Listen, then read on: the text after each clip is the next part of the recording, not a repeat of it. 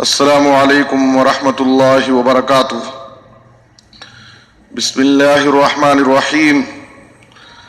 عن انس بن مالک رضی اللہ تعالی عنہ قال قال رسول اللہ صلی اللہ علیہ وسلم ما من الناس مسلم يموت له ثلاثة من الولد لم يبلغ الحنث الا ادخله الله الجنة بفضل رحمته اياهم، رواہ البخاری۔ محترم حضرات، صحیح بخاری کی ایک حدیث آپ حضرات کے سامنے پیش کی گئی ہے۔ اس حدیث میں آپ صلی اللہ علیہ وسلم نے کم سن نابالغ معصوم بچوں کی موت پر صبر کرنے والے ماں باپ کی فضیلت بیان کی ہے۔ انس بن مالک رضی اللہ تعالیٰ عنہ بیان کرتے ہیں کہ رسول اللہ صلی اللہ علیہ وسلم نے فرمایا، کوئی بھی مسلمان بندہ جس کے تین بچے انتقال کر جائیں، ایسے 3 بچے جو ابھی بلوغت کی عمر کو نہ پہنچے ہوں، نابالغ معصوم بچے، کمسن بچے انتقال کر جائیں اور وہ ماں باپ اس پر صبر کریں، تو اللہ رب العالمین ایسے شخص کو اپنے فضل و رحمت سے جنت میں داخل کرے گا۔ صحیح بخاری کی ایک دوسری حدیث ہے جس میں کچھ خواتین نبی صلی اللہ علیہ وسلم کے پاس آئیں اور کہا، اللہ کے رسول، آپ ہمیں کوئی دن خاص کیجئے جس میں آپ ہم کو نصیحت کریں۔ تو نبی صلی اللہ علیہ وسلم نے ان کو نصیحت کے لیے کوئی دن خاص کیا۔ آپ صلی اللہ علیہ وسلم نے ایک مرتبہ عورتوں کو نصیحت کرتے ہوئے کہا، کوئی بھی عورت جس کے 3 بچے معصوم بچے انتقال کر جائیں اور وہ عورت صبر کر لے، وہ ماں صبر کر لے، تو وہ تینوں بچے قیامت کے دن جہنم کی آگ سے آڑ اور پردہ ہو جائیں گے، وہ اس ماں کو جہنم میں داخل نہیں ہونے دیں گے۔ ایک عورت نے سوال کیا، وہ اسنان یا رسول اللہ، اے اللہ کے رسول، اگر کسی عورت کے 2 بچے انتقال کر جائیں اور وہ 2 بچوں کی موت پر ماں صبر کر لے تو کیا اس کے لیے بھی یہی فضیلت ہے، یہی خوشخبری ہے؟ تو نبی صلی اللہ علیہ وسلم نے کہا، وہ اسنان، ہاں 2 بچوں کی موت پر صبر کرنے والی ماں کے لیے بھی یہی بشارت ہے۔ اور بعض روایتوں میں ہے کہ راوی کہتے ہیں کہ اگر نبی صلی اللہ علیہ وسلم سے ایک کے بارے میں بھی سوال کیا جاتا تو نبی صلی اللہ علیہ وسلم ایک کے بارے میں بھی یہ خوشخبری سناتے۔ اسی طریقے سے مسند احمد، مستدرک حاکم، جس کو امام البانی نے رحمہ اللہ نے صحیح الترغیب میں ذکر کیا ہے، قرہ بن ایاس مزنی رضی اللہ تعالیٰ عنہ بیان کرتے ہیں کہ ایک آدمی نبی صلی اللہ علیہ وسلم کی خدمت میں اپنے بیٹے کو لے کر آپ کی مجلس میں حاضر ہوا کرتا تھا۔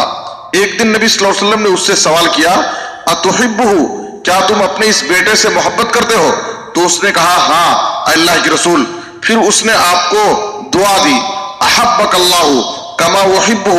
اللہ تعالیٰ آپ سے ویسی ہی محبت کرے جیسے میں اپنے اس بیٹے سے محبت کرتا ہوں۔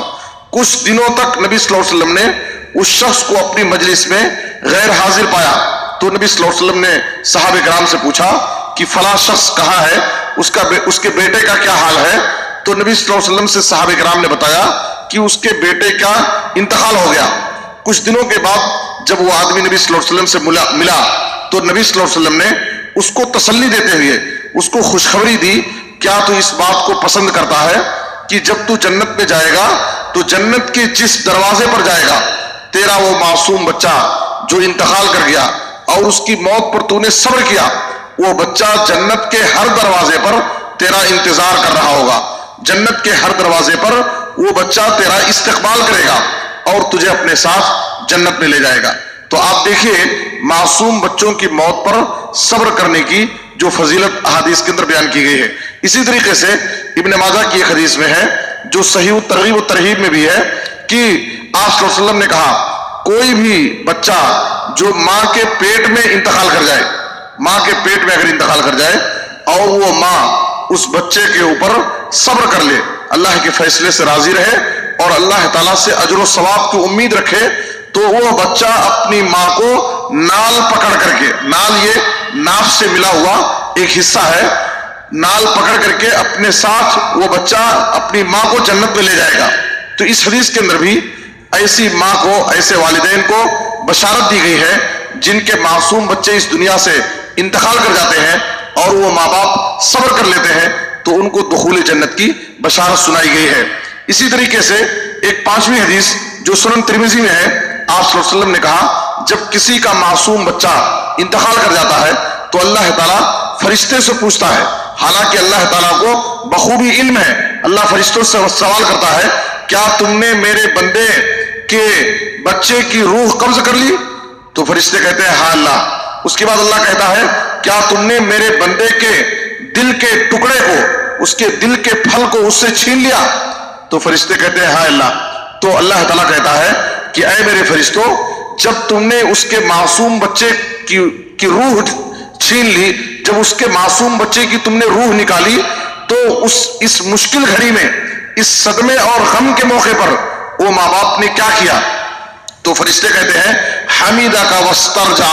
اے اللہ اس مشکل اور غم کے موقع پر بھی وہ تیری تعریف بیان کر رہے تھے، تیرا ذکر کر رہے تھے، اور ان کی زبان پر انا للہ و انا الیہ راجعون کا ورد جاری تھا، وہ انا للہ و انا الیہ راجعون پڑھ رہے تھے۔ اللہ تعالیٰ خوش ہو کر کے کہتا ہے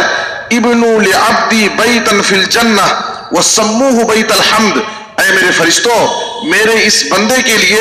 جو اس مشکل گھڑی میں بھی، اس غم کے موقع پر بھی جو میری تعریف کر رہا تھا، میرے فیصلے سے راضی تھا، تم میرے اس بندے کے لیے جنت میں ایک گھر بنا دو اور اس گھر کا نام بیت الحمد رکھ دو، تعریف کا گھر۔ یعنی مشکل اور نازک گھڑی میں بھی یہ اللہ کی تعریف بیان کرتا تھا، اس لیے اللہ تعالیٰ اس شخص کو جنت میں ایک گھر دے گا اور اس گھر کا نام بیت الحمد ہوگا۔ محترم حاضرین، یہ ساری بشارتیں ان ماں باپ کے لیے ہیں جن کے معصوم بچے اس دنیا سے انتقال کر جاتے ہیں اور وہ صبر کرتے ہیں۔ دیکھیے، بچوں کی جدائی، بچوں کی موت یہ ماں باپ کے لیے بڑے غم اور صدمے کی بات ہوتی ہے، اس لیے کہ اولاد یہ ایک اللہ کی بہت بڑی نعمت ہے۔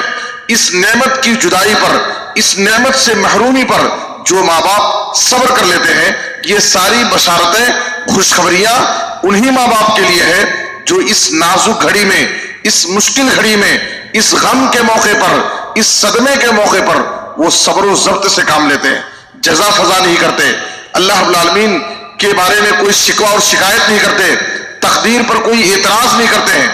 ایسے موقع پر جب وہ صبر و ضبط سے کام لیتے ہیں ان کے لیے یہ بشارت ہے۔ اور صبر کب کریں؟ جب مصیبت نازل ہو، مصیبت اور پریشانی آئے، اسی وقت صبر کر لینا، یہ صبر اصل صبر ہے۔ صحیح بخاری کی حدیث میں ہے، ایک مرتبہ نبی صلی اللہ علیہ وسلم گزر رہے تھے، ایک عورت کو دیکھا کہ وہ قبر کے پاس بیٹھ کر کے رو رہی تھی، تو نبی صلی اللہ علیہ وسلم نے اس عورت کو نصیحت کی اتق اللہ واصبری، اے ماں اللہ سے ڈر اور صبر کر۔ وہ نبی صلی اللہ علیہ وسلم کو نہیں پہچانتی تھی، اس نے نبی صلی اللہ علیہ وسلم کو کہا کہ جا الیک عنی، جہاں تو جا رہا ہے تو جا، مجھ سے دور ہٹ، فإنک لم تصب بمصیبتی، اس لیے کہ جو مصیبت مجھے پہنچی ہے وہ تجھے کیا پتا مجھے کیسی مصیبت لاحق ہے۔ بعد میں جب نبی صلی اللہ علیہ وسلم آگے سفر پر روانہ ہو گئے، سفر سے واپس آئے، اس خاتون کو بتایا گیا کہ جو نبی صلی اللہ علیہ وسلم تم کو نصیحت کر رہے تھے وہ نبی صلی اللہ علیہ وسلم تھے۔ وہ عورت اس عورت کو بڑی تکلیف ہوئی، نبی صلی اللہ علیہ وسلم کے گھر آپ سے ملاقات کرنے آئی، اس نے آپ کے گھر پر کوئی دربان نہیں پایا اور نبی صلی اللہ علیہ وسلم کے پاس آئی اور اس نے کہا اللہ کے رسول، آپ جو مجھے صبر کی نصیحت کر رہے تھے اب میں صبر کروں گی۔ تو نبی صلی اللہ علیہ وسلم نے کہا انما الصبر عند الصدمۃ الاولی، صبر تو وہ صبر ہے جو مصیبت کے آغاز میں، مصیبت اور پریشانی کے وقت ہی صبر کیا جاتا ہے، ورنہ مہینہ گزر جائے، ہفتے گزر جائیں تو آدمی کو صبر آ ہی جاتا ہے۔ تو صبر قابل تعریف وہ ہے، اس صبر پر اللہ اجر و ثواب دیتا ہے، اس صبر سے اللہ راضی ہوتا ہے جس صبر جو مصیبت اور پریشانی کے وقت ہی صبر کیا جاتا ہے۔ اور یاد رکھیں صبر کا بدلہ جنت ہی ہے، جیسا کہ نبی صلی اللہ علیہ وسلم نے کہا، اور قرآن مجید میں اللہ تعالیٰ نے صبر کرنے والوں کو بڑی بشارت سنائی ہے، انما یوفی الصابرون